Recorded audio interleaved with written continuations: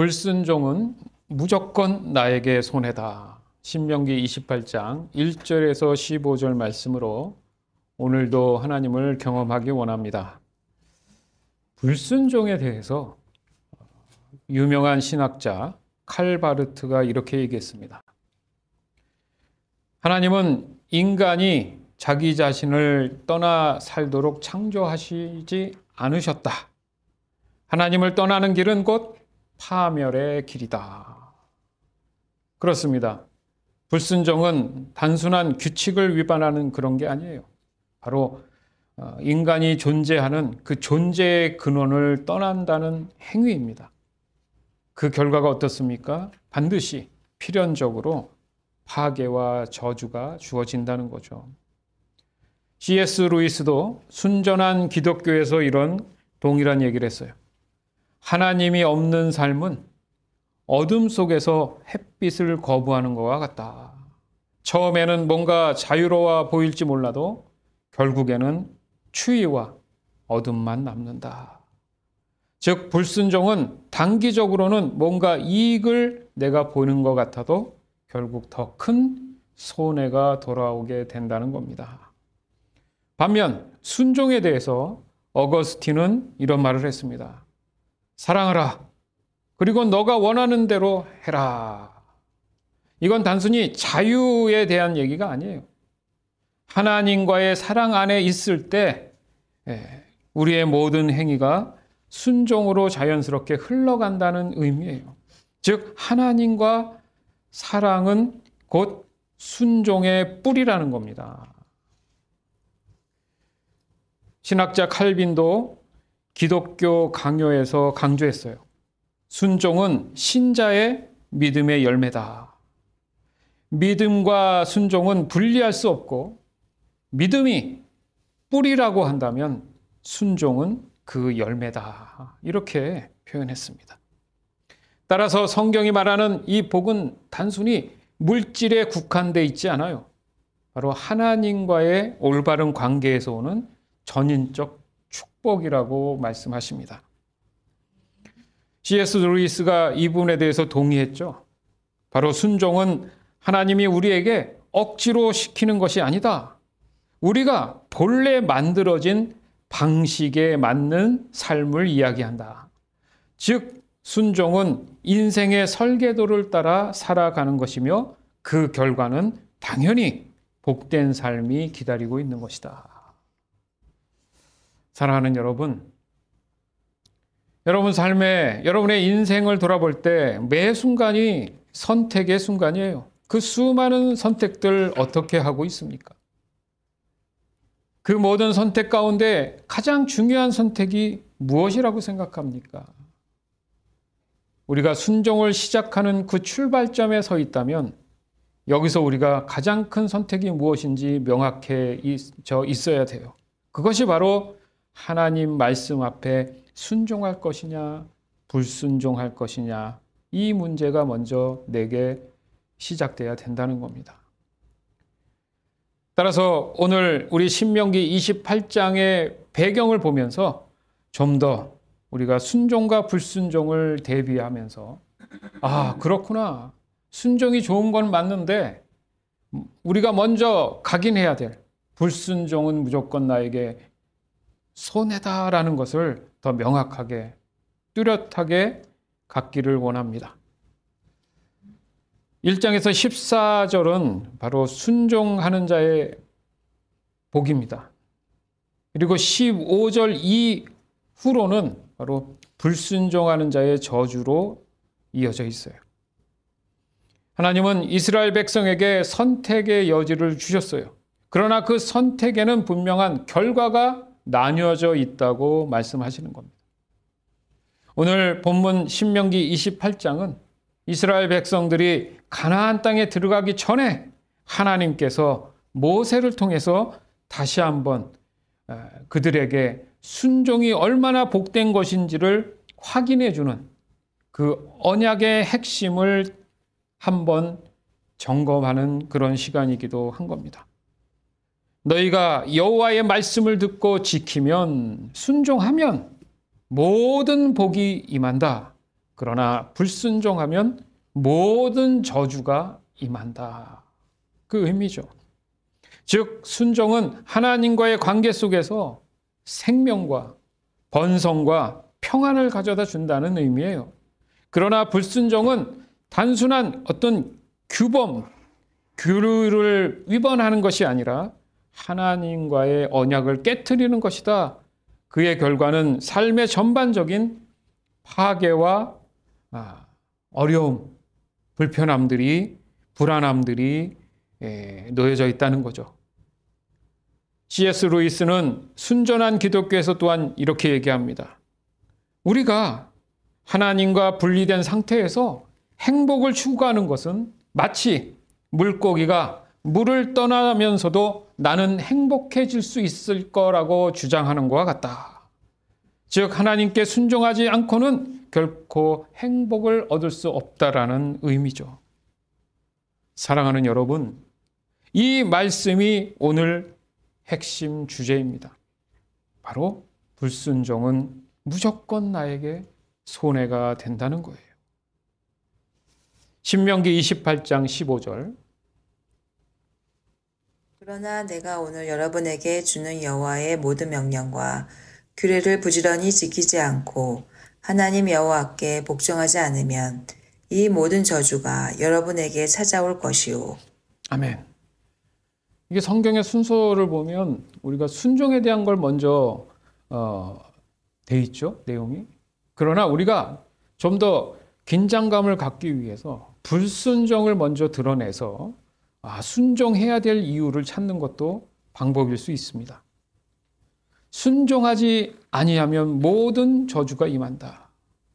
손해는 단순히 물질적인 손해만을 얘기하는 게 아니에요. 영적, 또 관계적, 사회적, 즉 총체적인 파괴를 말씀하고 계시는 겁니다. 너가 만일 너의 하나님 여호와의 말씀을 청종하지 않으면 이 모든 저주가 너에게 임한다는 거죠. 여기서 이 저주라는 게 단순히 운이 없다. 세상 사람도 얘기하죠. 그러나 하나님은 운에 대한, 운명에 대한 것들을 얘기하는 게 아니에요. 즉 하나님의 보호와 은혜가 거두어진다는 거죠. 이 점에 대해서 C.S. 루이스는 불순종을 자기중심성이라고 불렀습니다. 시작. 자기중심성. 그는 말합니다.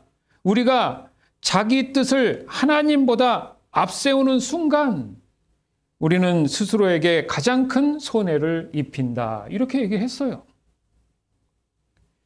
자, 그러면 구체적으로 불순종이 왜 손해인가? 3가지 정도 생각해 볼 필요가 있어요. 첫 번째는 하나님과의 관계 단절입니다. 이게 가장 큰 문제죠. 왜? 죄가 그렇게 시작됐잖아요. 에덴 동산에 아담과 하와는 불순종했기 때문에 하나님과의 친밀한 교제를 잃어버렸어요. 이에 대해서 마틴 루터가 얘기한 게 있어요. 그렇구나. 죄란 곧 자기 자신을 하나님 자리에 올려놓는 것이구나. 이렇게 얘기했어요. 맞잖아요. 하와와 뱀의 대화가 그랬잖아요. 하나님과 똑같이 될 것 같으니까 하나님께서 괜히 얼음장을 놓은 거다. 이런 의미죠. 쉽게 말해서.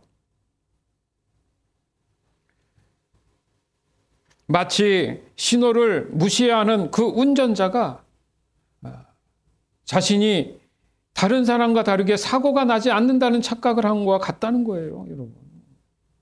지킬 건 지켜야지 그 위험에서 벗어나게 해주는 거잖아요. 그죠? 바로 불순종은 이 삶에 혼란을 이끌어 온다는 겁니다. 두 번째는 더 큰 대가를 치르게 된다는 거예요. 그냥 큰 대가가 아니라 더 큰 대가. C.S. 루이스는 순종은 어려워 보여도 결국 가장 쉬운 일이다. 반면 불순종은 쉬워 보이지만 결국 가장 어려운 길이다. 이렇게 표현을 했어요. 잠시 얻는 뭔가 유익이 있는 것처럼 보이지만 결국 더 큰 손실을 스스로 감당하게 된다는 겁니다.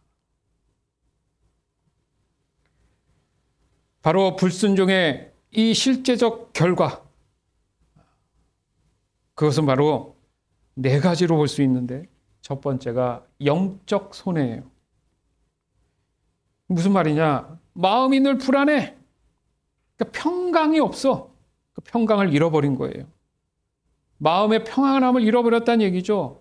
그래서 늘 드는 생각이 죄책감, 두려움. 어느 때에? 불순종했을 때. 두 번째는 관계적 손해예요. 손해. 예. 뭐예요? 이기심과 시기, 질투, 이 다툼, 이런 것들 때문에 관계가 파괴되는 거예요. 뭘 불순종했습니까? 하나님께서는 서로 사랑하라. 그게 지켜지지 않는 게 불순종이잖아요.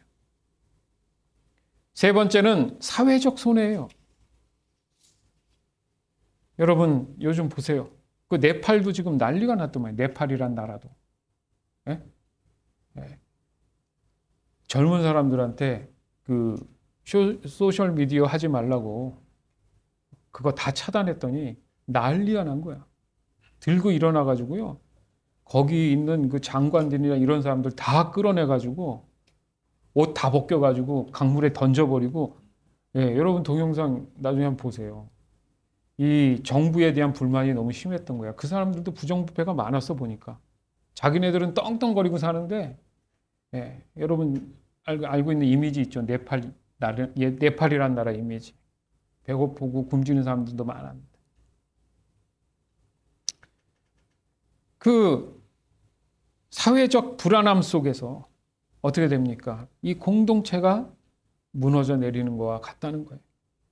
또 영원한 손해, 이거는 진짜 결정적인 거예요. 이게 이미 가장 큰 인간의 저주죠.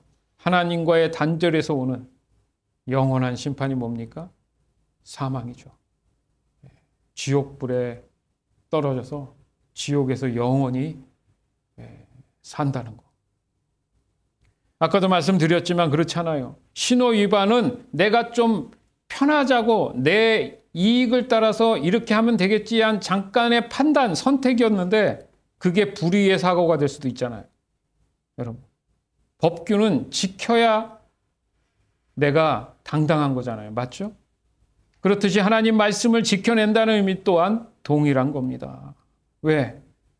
아무리 경찰들이 믿고 얄미워도 지켜야 될 이유는 뭡니까? 내 안전을 위한 거죠. 예? 재정적 손해 많죠. 법원도 가야 되고 벌점 받고 막 이러면 나중에 보험료 올라가고 손해가 이만저만이 아니에요. 맞죠? 어떤 것은 다 그렇잖아요. 내가 뭔가 카드값을 늦게 내면 또 어떻게 돼요? 연체되면 이자 수수료 내야 되고 다 손해잖아요. 왜? 합법을 안 했기 때문에. 안 지키면 불법이잖아요. 똑같은 거예요. 하나님 말씀을 지키라는 건 합법적인 거기 때문에 하나님께서 그 사람에게 베네핏을 준다는 의미인 거예요. 그렇지 않으면 거기에 대한 수수료를 문다는 얘기죠. 다 손해잖아요. 손해 좋아하는 사람이 있습니까? 없단 말이죠. 바로 이 네 가지, 영적 손해, 관계적 손해, 사회적 손해, 가장 중요한 영원한 손해가 바로 불순종에서 나타나는 결과입니다. 그렇지 않습니까? 의사가 나를 진단했어요. 그래서 정확한 결과를 알기 때문에 그대로 하라고 처방도 해주고 뭐 운동도 하라고 했어. 안 지켰어. 누구 손해입니까? 의사 손해입니까? 내 손해예요. 결국은. 사랑하는 부모님이 자녀에게 뭔가 권고했을 때 그 말을 불순종한 거 성경에 나오죠. 그 결과는 또 본인이 책임지게 되는 거예요. 그게 돌아온 탕자 얘기 아닙니까? 결국 불순종은 항상 손해라는 원리를 갖고 있다는 거예요. 손해라. 이익은 존재하지 않아요. 불법을 자행하는 건 다 나중에 결과적으로 봤을 때는 그 사람들 마음이 편합니까? 언제 자기가 잡혀갈지도 모르는 삶인데. 마지막으로 불순종은 당장은 내 눈앞에 유익처럼 보여도 결국 자기 자신을 해치는 것이다. 성경에 예를 들어보면 그래요. 사울 왕이 그랬잖아요. 얼마나 불순종을 했습니까? 그 자리를 잘만 하나님 말씀대로 유지해 나갔으면 하나님께서 얼마나 도우셨겠어요. 그러나 그러지 않았어요. 그래서 왕위를 결국 잃어버리죠. 그 반대 인물이 누구죠? 요셉이죠. 욥이죠. 요셉은 어때요? 보디발이라는 그 장군의 아내의 유혹을 과감히 지켜냈어요. 그것이 내가 볼 때 하나님 보실 때는 그래 너는 좀 인정할 만하다. 내가 감옥에 너를 보내더라도 너는 그 믿음이 흔들리지 않을 것 같다. 내 말에 순종할 것 같다. 기다릴 것 같다. 네. 지난주에 우리 영어 예배 설교가 그거 아니에요. 노아가 방주를 몇 년 지었습니까? 대략적으로 120년을 얘기해요. 야, 사람이 120년을 나무로 이렇게 하나님이 하라는 대로 여러분 지을 수 있어요, 여러분? 120년. 여러분, 한 5년만 해도 하실 것 같습니까? 5년? 그것도 120년, 110년. 얼마나 사람들이 조롱하고 그 가족들이 어디 나가지도 못하고 바보라는 소리 들어가면서 노아는 어떻게 그렇게 순종할 수 있었을까? 우리는 거기서 도전을 받아야 되는 거예요. 지금 당장 뭔가 없는 것 같아도 하나님은 다 아십니다. 때를 따라서 하나님이 이루신다는 걸 알 수 있죠. 이에 대해서 C.S. 루이스가 이 사례를 들으면서 순종은 하나님께 나를 맡기는 것이고 그분의 뜻을 신뢰하는 것이다. 여기서 신뢰하지 못하면 순종도 할 수 없다. 아, 내가 순종이 안 되는 이유는 하나님의 말씀을 신뢰하지 않기 때문이구나. 이렇게 되는 거예요. 따라서 이 순종의 복, 이것은 결국 하나님과 동행하는 삶이구나. 시작. 순종의 복, 이것은 결국 하나님과 동행하는 삶이구나. 신명기 28장 1절에서 2절. 여러분은 여러분의 하나님 여호와께 온전히 복종하시오. 내가 오늘 여러분에게 주는 여호와의 모든 명령을 부지런히 지키시오. 그러면 하나님 여호와께서 여러분을 땅 위의 어떤 민족보다 더 크게 해 주실 것이오. 하나님 여호와께 복종하시오. 그러면 이 모든 복이 여러분에게 찾아올 것이오. 아멘. 쉽죠? 쉬운데 왜 안 될까? 여기 보면 1절에 모든 명령을 부지런히 지키라는 거예요. 부지런히. 부지런이라는 게 뭐예요? 네.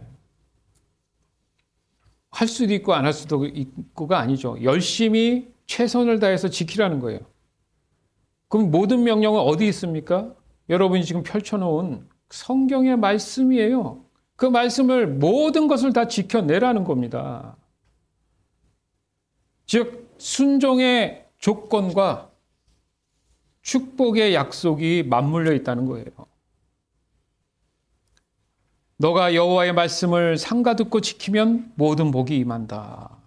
즉 축복은 하나님이 주시는 선물이다. 그러니까 그 조건이 뭐라고요? 순종이라는 거예요. 순종. 이건 절대적 약속입니다. 바로 순종하면 모든 복이 저와 여러분의 삶에 주어진다는 거죠. 듣고 지키면. 이걸 우리가 잘 아는 히브리어 언어가 쉐마예요. 쉐마. 어디서 많이 들었죠?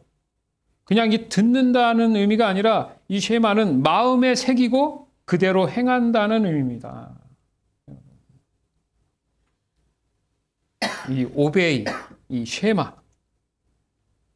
C.S. 루이스는 얘기합니다. 순종이란 내 자유를 빼앗기는 것이 아니라 내 자유가 제자리를 찾게 되는 것이다. 사람들이 이 원리를 잘 몰라요. 원래의 자리로 가야 하나님이 처음에 아담을 지었을 때 모든 것을 다스리고 누리도록 하셨던 그 위치로 돌리시겠다는 의미죠. 즉 순종은 억압이 아니라 생명과 복의 원천. 그게 참 자유라는 겁니다. 신명기 28장 3절에서 7절. 성읍에서도 복을 받고 들에서도 복을 받을 것이요. 여러분의 자녀와 땅의 열매가 복을 받을 것이요. 여러분의 짐승의 새끼도 복을 받아 소와 양이 늘어날 것이요. 여러분의 강주리와 반죽, 그릇이 복을 받을 것이요. 여러분은 들어가거나 나가거나 어디를 가든지 복을 받을 것이요. 여호와께서는 여러분이 적을 이길 수 있게 해 주실 것이요. 그들은 한 길로 쳐들어와서 7길로 도망갈 것이요. 아멘. 저 같은 목회자는 사실 뭐 사업하는 사람도 아니고, 그죠? 주신 만큼 그 탤런트 따라 그 일들을 잘 감당하면 되죠. 그러나 또 각자 하나님이 주신 직업들이 있어요. 그렇죠? 그 일들을 감당하는 그런 사람들의 내용 중에도 보면 포함이 되어 있는 겁니다. 여기서 표현하는 이 강주리가 뭐예요? 강주리가 사람이 먹고 사는 자기의 어떤 그릇들이잖아요. 거기에 복이 임한다. 그럼 그 사람이 갖고 있는 뭐 짐승의 그게 다 뭡니까? 그 옛날엔 다 재산이죠. 그런 것에 뭐가 된다고요? 늘어날 것이다. 예? 그러니까 여러분이 어디를 가든지 들어가나 나가나 복을 받는다. 내게 불편하고 적을 만났다? 그들이 한 길로 왔다가 다 그냥 무서워가지고 벌벌 떨면서 7길로 도망가 버린다. 아니 이거보다 더 큰 복이 어디 있습니까? 여러분 맨날 기도하는 거 이런 거 아니에요? 근데 조건이 있다니까? 모든 하나님의 명령을 지켜내는 거. 그거는 하기 싫은데 복은 다 받고 싶다? 안 맞아요. 뭐가 안 맞아요? 원리가 안 맞는 거예요. 그래서 그렇습니다. 바로 삶의 모든 영역에 임하는 이 복. 이익이죠. 이윤이야. 반대가 뭐예요? 불순종하면 나에게 불이익이 온다는 거. 손해가 오는 거와 반대라는 거죠. 우리가 아침에 일어나서 숨을 쉬는 것조차도 하나님의 은혜라는 것을 우리는 늘 찬양하고 있어요. 그거와 같이 하나님은 삶의 작은 부분까지 다 주관하고 계시는 거예요. 그 정도쯤은 네가 알아서 맞는 얘기예요. 알아서 한다는 의미가 뭐예요? 이미 주어진 말씀을 따라 순종하는 거지만 모든 것을 섭리와 함께 주관하시는 건 하나님이신 거예요. 그러니까 우리가 늘 얘기하는 게 뭐예요? 우리의 삶엔 우연이 존재하지 않아요. 그러니까 여러분 삶에서 벌어지는 뭐 가정에서부터 시작해서 뭐 직장이나 뭐 어디나 학교나 할 거 없이 그 모든 것에 작은 일부터 하나님께서는 주관하고 계심을 명심하시기 바랍니다. 즉 하나님은 삶의 작은 부분까지도 우리를 은혜로 복된 길로 이끌어주고 계신다는 사실을 잊지 마세요. 이런 거죠. 뭐 너무 흔한 예지만 한 성도가 사업에 큰 어려움을 겪었다? 그래서 생각한 거죠. 내가 지금 놓친 게 뭐지? 그런데 어느 날 성령께서 마음에 감동을 주셨죠. 너 예전엔 그런 거 했잖아. 뭐였죠? 너무 바쁘다 보니까 잊어버린 게 있었어. 매일 아침마다 제가 하나님 말씀 귀 기울이면서 먼저 기도하고 묵상하고 하루를 시작했고 또 하루를 그렇게 마무리했던 자기 자신을 발견합니다. 주님 앞에 눈물 콧물 쏟으면서 회개하고 주님 제가 그걸 놓쳤습니다. 그래서 그때부터 다시 회복되는 거예요. 원래 자리로 가서 늘 하나님의 뜻을 묻는 습관을 갖게 된 거죠. 그 놀랍게도 하나님은 그 성도의 삶의 위기 때마다 새로운 길을 주셨다. 왜? 영이 맑아지니까 성령이 주시는 지혜가 딱딱 기억이 났는데 그 예전에는 하나님 말씀에 순종하지 않고 자기 뜻대로 자기 마음대로 하니까 영이 혼탁하니까 아무리 성령이 얘기를 해줘도 내가 인지를 못하는 거예요. 오늘날 지금 마찬가지예요. 여러분 삶께 하나님이 다 알려주고 계신데 내가 인지를 못하는 이유가 뭐예요? 지금 영이 맑지 않기 때문에 그럴 수 있다. 뭐 때문에?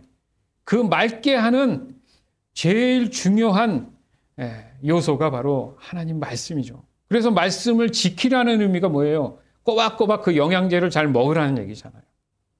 그래서 내 몸을 그 혈관의 피를 깨끗하게 해줘야 되는데 그렇지 혼탁해버리니까 당뇨가 걸리다 보니까 이게 아무것도 못하는 거야.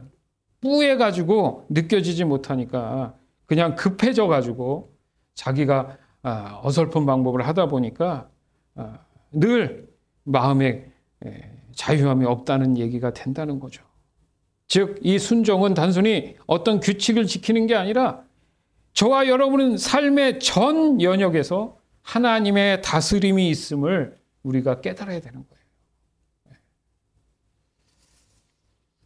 더 나가서는 7절에 보세요. 적을 이긴다. 대적을 이긴다. 이것도 굉장히 중요하잖아요. 불순종이 있으면 오히려 원수에게 패하고 내게 상처만 남는 경우가 많다는 거죠. 그러나 순종하는 사람은 그런 싸움의 현장에서 결코 혼자가 아니라는 거예요. 늘 하나님이 싸워주고 계심을 체험하게 된다는 겁니다. 오늘날 우리의 원수는 눈에 보이는 대적만을 갖고 있지 않아요. 꼭 기억하십시오. 바로 죄에 대한 유혹이 그런 거예요. 마음의 교만이 그런 거예요. 그리고 나도 모르는 사이에 속삭이는 사단의 음모가 그런 거예요. 이 모든 영적 전쟁에서 승리하기 위해서 말씀에 순종하는 게 필요하다는 겁니다. 그래야 손해보지 않아요. 이것을 위해 C.S. 루이스는 또한 얘기했어요. 불순종을 자기 뜻을 하나님의 자리, 왕자에 올려놓는 것, 이 얘기들을 신학자들이 많이 했죠. 그러나 그 자리에 하나님을 모시는 순간 우리는 승리를 맛보게 된다는 겁니다. 할렐루야. 신명기 28장 8절에서 14절.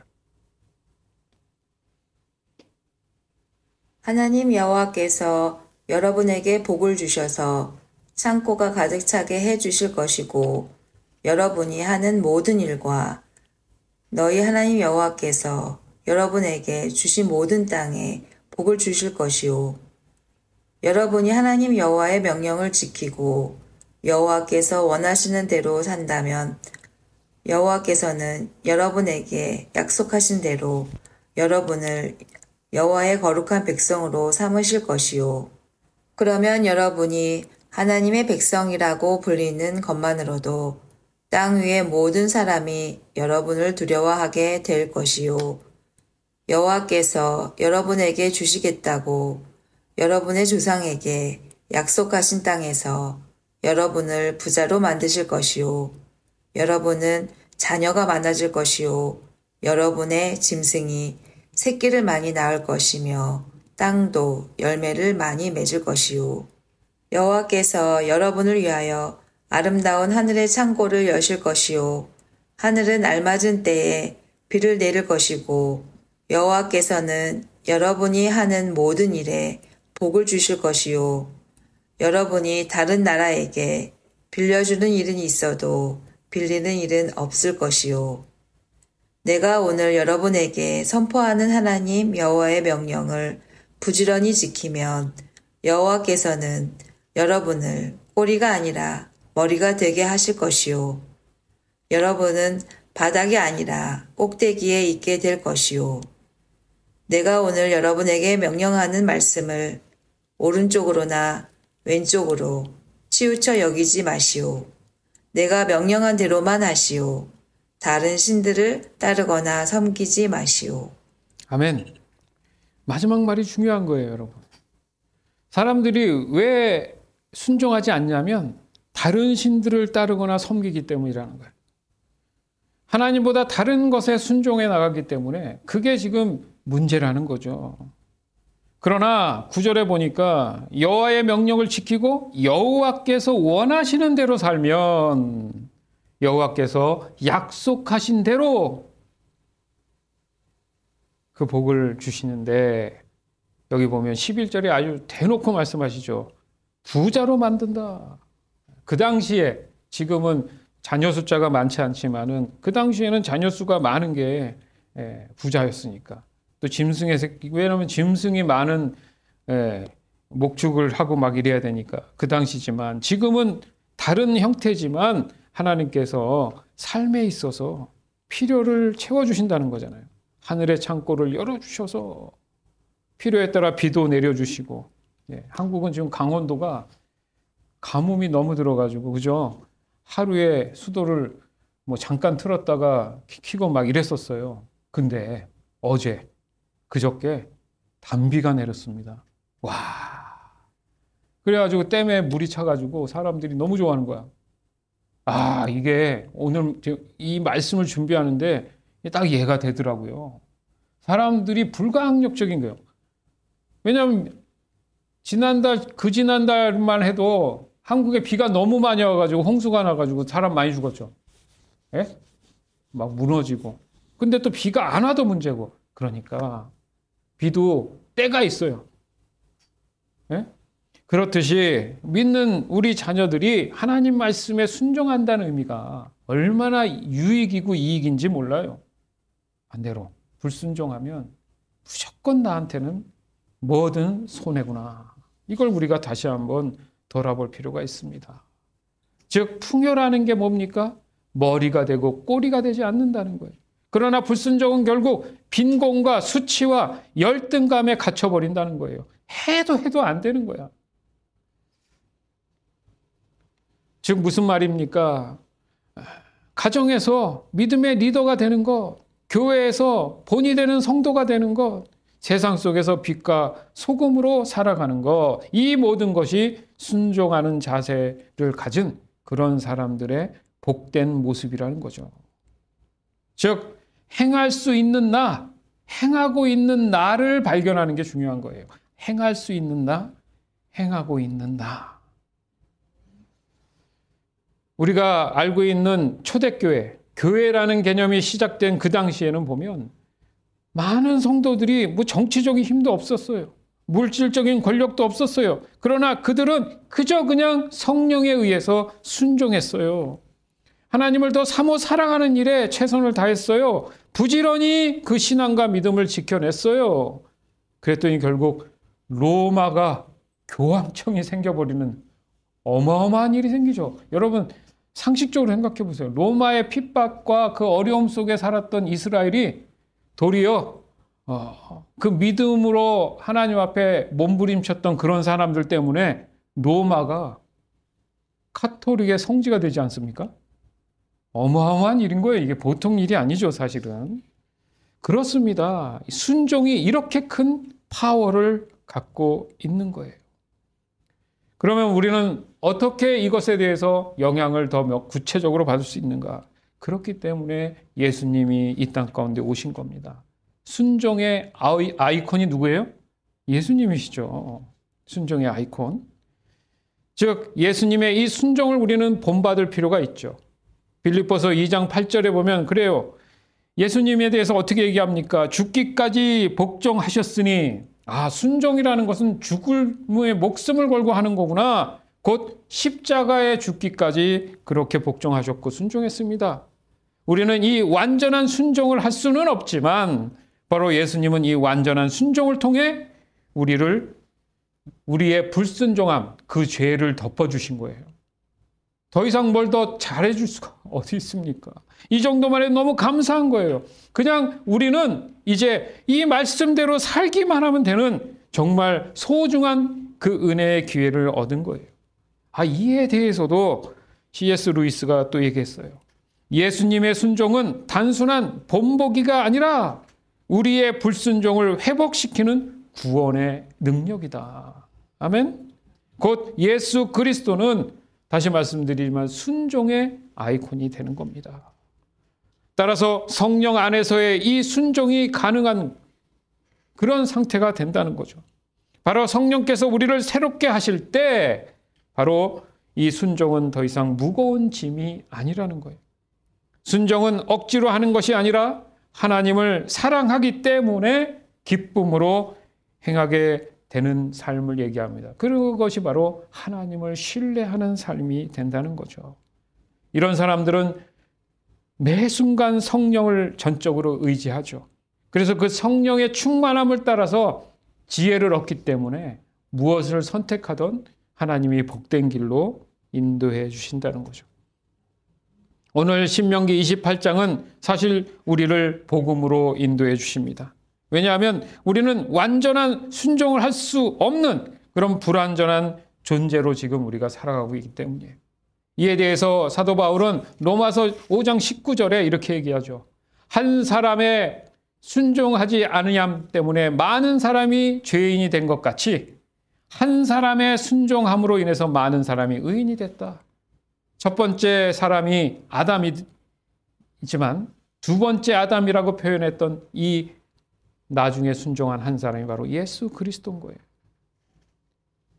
바로 예수님의 십자가가 완전한 순종의 열매였던 거죠. 이것을 C.S. 루이스는 역전의 원리라고 불렀어요. 그는 그리스도의 순종이 우리의 불순종을 덮었고 그분의 승리가 우리의 패배를 이겼다. 우리가 예수님 없이는 진짜 아무것도 할 수 없기 때문에 순종은 내가 선택할 문제가 아니라 정말 너무 감사함으로 능동적으로 자유함으로 기쁨으로 지켜내야 되는 것이 맞는 것 같습니다. 오늘 우리는 불순종의 저주 대신에 그리스도의 순종 안에서 복을 누려야 될 줄 믿습니다. 칼빈은 이렇게 얘기했어요. 하나님의 말씀은 복의 근원이며 불순종은 심판의 씨앗이다. 존 회퍼도 이렇게 얘기했습니다. 값싼 은혜를 경계하며 말씀 없는 믿음을 거짓이라고 표현했어요. 이 순종한다는 이 의미, 바로 아까도 말씀드렸지만 단순히 듣는 것이 아니라 그것을 행하는 것을 포함하고 있다. 불순종은 단순한 무지가 아니라 의도적인 거부다. 불순종은 의도적인 거부다. 이렇게 표현했어요. 따라서 불순종은 결국 마음의 불안과 관계의 파괴, 삶의 무너짐으로 연결되어 있음을 우리가 명심해야 됩니다. 그 안에는 거짓말이 있고 탐욕이 있고 음란이 있고 결국 자신을 모두 피폐하게 만들고 해치는 것이 된다는 거예요. 교회 공동체 차원에도 마찬가지죠. 말씀을 따르지 않는다면 교회가 세상 가운데 빛을 내지 못해요. 소금의 역할을 할 수가 없는 거예요. 사회적 차원도 마찬가지죠. 하나님의 정의를 거부하는 사회는 결국 무너지는 거죠. 역사적으로 봐도 그 잘났던 제국들이 다 몰락해 하지 않았습니까? 주 안에서 사랑하는 여러분, 오늘도 우리는 이 두 길 앞에 서 있습니다. 불순종해서 손해와 파멸을 감당할 것이냐, 아니면 말씀에 순종해서 생명과 복을 누릴 것이냐. C.S. 루이스의 말처럼 하나님께 순종하지 않고 행복을 얻을 수 없다라는 이 말. 그래서 불순종은 무조건 나에게 손해다. 그러나 순종은 생명과 평안과 기쁨으로 이어진다는 이 사실, 우리는 다시 한번 오늘 나의 신앙을 점검해야 됩니다. 그래서 오늘 이 시간 다 같이 결단하길 원해요. 주님, 제가 주님의 말씀에 순종하겠습니다. 나의 삶을 주님께 맡기겠습니다. 우리는 완전한 순종을 할 수 없는 불완전한 존재이지만 예수님이 그렇게 순종하셨던 것처럼, 나를 구원의 그 길로 이끌어 주신 것처럼 오늘도 성령을 의지해서 그 말씀을 목숨처럼 지켜내겠습니다. 이렇게 결단하시길 바라요. 그래서 나는 불순종의 길을 버리고 바로 순종의 길을 이 시간 선택해 나가겠습니다. 그 길이 곧 복음의 길이고 영생의 길이며 참된 평안임을 이 시간 고백하겠습니다.